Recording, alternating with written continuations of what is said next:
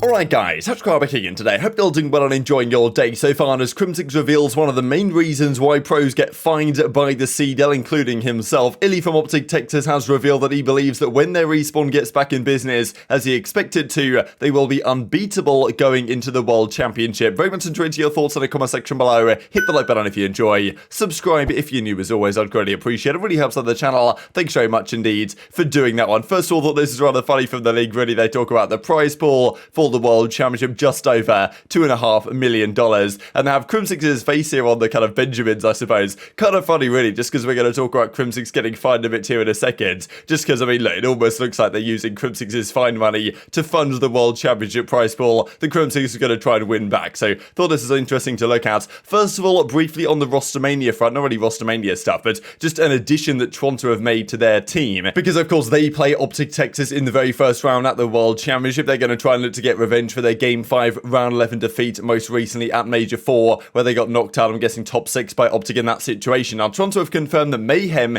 is actually going to rejoin their team. If you guys have been around a couple of years, you'll know that Mayhem was part of their substitute roster, I'm pretty sure, back in Modern Warfare, right? He came off a pretty decent season in Black Ops 4. Toronto decided to pick him up to the bench because Toronto had that crazy idea in Modern Warfare, which honestly might not have been too crazy, seemed to work out for them, of signing 10 players, a couple of Spanish guys, Looney, Mayhem was there, Brack was there as well. Then they eventually found their starting team with Methods, Bance, of course, Classic, CleanX, and Cammy, of course, was that team of 5, and they went on to pretty much keep the same team together minus Classic going into the Cold War season. Then they dropped Methods for Insights, and we know what's happened since then. But they had a 10-man team. They tried to find the 5 best players. Mayhem was not part of their plans going forward. Eventually, they released him, but now they're bringing him back as a strategic coach of the team. So they're bolstering their staff. They've got quite a lot of staff, actually, because they've got Marky B, the head coach. They've got Flux, I'm guessing, is still there as kind of like an assistant coach. I honestly thought they even had Joe for a time, like kind of OG European player, but maybe that's not a thing anymore. So now Mayhem's joining as an assistant coach back, well, in his home team, I suppose. But yeah, they're once again looking at maybe Minnesota Rokkr or looking at FaZe and trying to bolster their support staff going into champs. Is he going to make a big difference? Who knows? But I thought it was interesting to look at regardless. Let's talk about Crimsix then. This was incredible. Like, I'm not sure I can share the actual clip of this, even though I might be able to put something up as an end of video clip, to be honest. But the mainstream media are at it again. They're talking here about having, like, well, good gamers make good soldiers. I have no idea what is even going on anymore. But like, look at this image. This is honestly just hilarious. We've got the pundits here. This guy was talking about esports duty. I don't really know what the end goal of this entire piece was, but on the right-hand side, while they were talking about it, they brought up a load of images from the COD League, right? They had an image of Crimsix and Kismet, one of Dashi, and then one of Cellium. I mean, this is just like so incredible to look at. Do good gamers make good soldiers? And we've got Cellium on the right-hand side. And then we even have this one, right? Another image here of Crim and Kismet and all these guys. I think this is at the Prime Classic, right, when they won that event. So it's like, okay, what is actually going on here? And even, Crone comes out with a pretty funny reply here. Like, when Biden saying that the first draft pick here is going to be Crimsix, and here he comes. So, like, look, I just thought this was hilarious, to be honest. I don't really know what the end goal was of this piece, but I had to mention it because Crimsix tweeted out to like 7,000 plus likes. So we got to give it another one because it's honestly just hilarious. But speaking of Crimsix, of course, the fines in the CDL are a topic that comes up every so often. And Crimsix had a few words to say last night on exactly how he has got fined in his career. Apparently, he's only been fined once since the inception of the CDL, but it's to do with targeting individuals. If you don't target anyone with what you say, they can't really get you. At least fine me. See, the thing is, I flipped them off, but I didn't say, hey, Standy, you. I didn't do that. I just stood there and flipped them off. Because you can't individually target people. Like if I said, like, remember, so I got a warning and I knew I crossed the line when I said, hey, what's up, Ant? What's up, Nameless, you dick face, right? That's an individual, that's targeting, you know? I've only been fined once, all of CDL, and it's because of a bad spawn. I posted a guy, I said, Joe Seacott, you moron, and got fined for that. But I understood why. So Crimsix was mentioning this incident right back at Major 4, and he did it and he thought, oh, maybe I'm going to get fined for that by the league. And really, should the league be fining players for stuff like this anyway? Probably not. But like, I kind of get it. The one he said when he was like at Joe Seacott, fix your game, you muppet, or, whatever. He said probably slightly different terms than that. Like, okay, yeah, fair enough. Maybe you shouldn't be going at individual developers. The CDL's like, look, we want to calm down on this. Don't be blaming the game publicly, this type of stuff. Don't be going at individual developers. Like, yeah, we'll fine you. I don't really know what they fine you anyway. I know that Octane is meant to be the biggest fine culprit, especially back in Modern Warfare when they were often tweeting about the fact that the servers were broken, the games were crashing, they weren't happy at all. And at Octane, I think he said he got fined more than he earned in prize money that season, which is quite something. Probably hasn't happened quite yet with Crimsix, but yeah, he reckoned that he might have got fined for this one, but then because he wasn't targeting an individual, because yeah, he was kind of talking to Standy here, right? Because Standy was giving him a bit of, business after map 2, then of course, and you'll complete the reverse sweep to knock them down to the losers bracket and eventually make the run. And then Crimsix like, okay, well, because I wasn't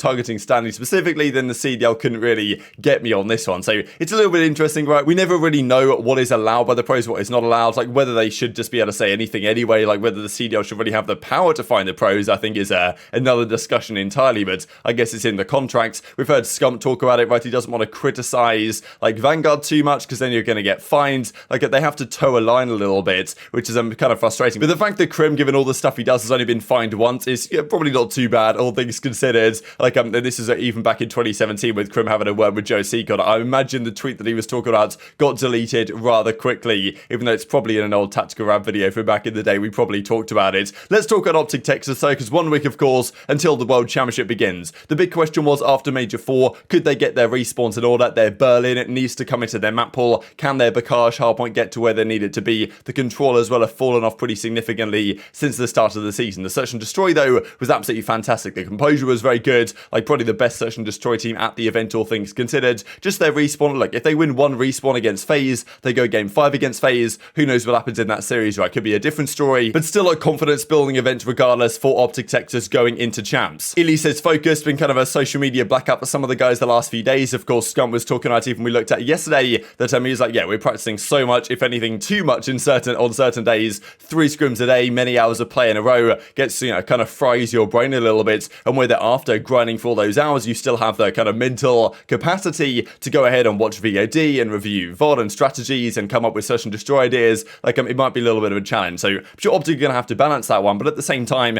they do need the reps in the respawns. That was rather clear at Major 4. Other teams have made big strides, especially on their Berlins and their Bakash hardpoint, for example, where OpTic don't seem to have the best play style on that map. It often seems that they need to outslay quite significantly to win. Other teams can get away with getting more hill time and playing in a different way, and I'm sure OpTic are looking at how exactly they manage that. So as part of the kind of OpTic Nation membership type thing that's going on there, a few videos up on there was about a 12-minute or so Major 4 press conference. I was thinking, okay, yeah, I'll give Hex his money so I can actually listen to this and see if there's anything interesting. Now, I've been asked not to share any actual clips from the exclusive video, which of course is absolutely fine. It's a paywalled piece of content anyway. OpTic did release this image though, or this 30-second clip publicly, so I'll share this for you guys, and then we'll talk about the specific clip that I wanted to mention, which came just before Scump had to say these words in this press conference. Because we went down, we went down 1-2 against MN and Toronto, yeah. Right? And we still kept fighting. And that's a thing that has been a weird stigma about our team. It's they don't have composure. They can't but this weekend, we showed that, we're up there battling, and I was really proud of everyone for that. Cause there have been times this year where, if we do go down 1-2, it's been harder for us to get out of that hole. But up there, we were just grinding it out. And, it obviously showed because we got those wins. So I can't share the clip, but I did write down exactly what was said here by iLLeY and Scum just before Scum had to say what he said about composure, right? And I've certainly been someone as well who's questioned OpTic's composure over not just this year, but also the years in general. They were very composed at the start of the season, seemed to kind of fall off a cliff a little bit during Major 3, and even as Scum admits, right, when they go down 1-2, often they kind of struggle to bring it back. And as he does say here, though, when they went down 1-2 against Minnesota and Toronto, they still kept fighting, brought it back, ended up winning those series 3-2, which was impressive. But of course, they wouldn't have hoped to have even gone game 5, especially with a team like Minnesota. Boston, they do win in 4, but Toronto, another game 5. It was pretty suspect, right? And if you run those series, if you run a simulation of those series 100 times, they're not going to win those game 5s every single time, right? So of course, they're going to try and level up their respawn. And as iLLeY says, I think that shows a lot about us as a team, not stopping fighting to the end. When we are doing that, and now we just get our respawns good, we'll actually be unbeatable. I thought unbeatable was quite the statement here, really, from iLLeY. He feels so confident in their search and destroy gameplay and their composure and the kind of fighting spirit they have as a team that when they get their respawns good, as he seems pretty confident they will, then they're going to be effectively unbeatable. Now look, it's Vanguard, no team is going to be unbeatable, but within reason he thinks that they can kind of get back to that stage 1 major, stage 2 qualifiers form where they went on, what was it, a 12 series winning streak or something, or maybe it was 13. Not sure they quite broke the record of FaZe from Black Ops Cold War, but it was very close indeed. And iLLeY seems confident he can get back to that point. So if you guys want to see the original clip or like the rest of this 12-minute video, and also like I think they've got a couple of other things on there. They've got a couple of like post-game interviews in the Valorant side and the extended cut of the podcast and stuff like this as well. But the membership, I guess I'll leave a link in the description box below or something like that. Speaking of the World Championship though, it was actually confirmed yesterday or maybe the day before. Probably we've known this for a while actually, we could have guessed. This is what the bracket is going to be for the Challengers World Championship where Clayster of course is competing. So here we go. This is going on alongside the regular weekend. This is the Challengers Championship weekend in Los Angeles alongside the main Pro League stuff. Now this is how it looks. So Ultra Academy NA, they are the number 1 seed. Point Blank are the APAC team. Pretty tough scenes for them there to play Ultra NA round 1, but it's interesting really how they've come up with this. I guess they've decided that APAC is the weakest region, therefore they get the 8th seed. D1 Gaming from Latin America is the 2nd weakest region, and then it goes well, number 6 seed is Team Exposed from North America. That's Clayster's team. They play Ultra EU round 1, and then AYM or AIM Esports, I guess is what it really should be. They're the Spanish guys, not the Rokkr Academy, the other Spanish guys. I'm pretty sure they barely lost a map in their qualifiers, which is pretty impressive here in the last chance qualifier. They all play Iron Blood Gaming, which is Mohawk and Exceed's team, and I'll be pretty good, honestly, if like Mo wins this one, let's just say, and then Scrappy wins this one, because I mean, look, Scrappy and the Ultra NA guys dropped Mohawk on his neck and picked up Assault instead not too long ago. So if we get that round matchup in round 2, like that'll be super spicy. This is what the bracket looks like. Team War, of course, are here as well. The number 1 seeded European team actually over Ultra Academy EU. So this is the bracket. Like, I mean, it's honestly a pretty damn nice one indeed, and it's the same type of thing that's going on in the Pro League side as is going on in the Challenger side. I guess they wanted to copy and paste the Pro League format for Challengers. That's why they've only had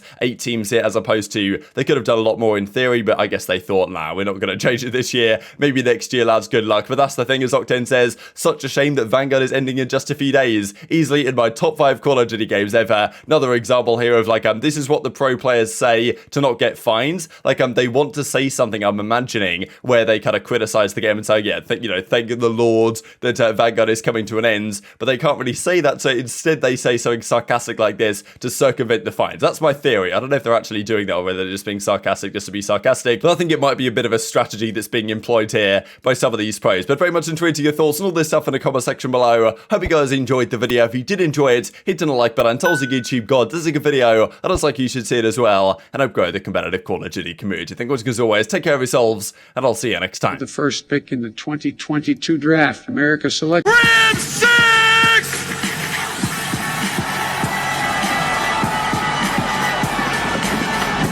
38 championships! 3 rings! The Godfather!